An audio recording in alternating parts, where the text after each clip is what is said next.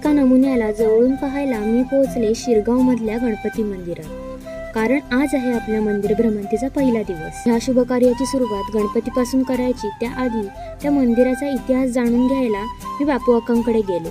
मंदिरासोबत आसपासच्या मंदिरांची माहिती घेऊन मी पुन्हा मंदिरात आले आणि ह्या घरसदृश असणाऱ्या मंदिर वास्तुकलेला जवळून निहाळलं.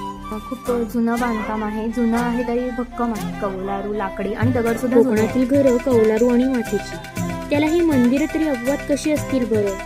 पूर्वापारच्या संस्कृतीचा मापदंड असलेली ही कलाकृती विलक्षण होती. पेशव्याच्या काळात म्हणजे 17व्या शतकात या मंदिराची स्थापना केली गेली. प्रशस्त सभामंडपासोबत आतमध्ये असणाऱ्या लहान घंटा आणि बाहेरचं दगडी बांधकाम विशेष लक्ष वेधून घेणारं आहे. जोशी आकाने दिलेला विलायती काजूचा खाऊ खाल्ला आणि निघाले पुढच्या मंदिरात, पण जाऊन पोचले एका लग्नात. कसं ते उद्या कळेल, त्यामुळे स्टे ट्यून अँड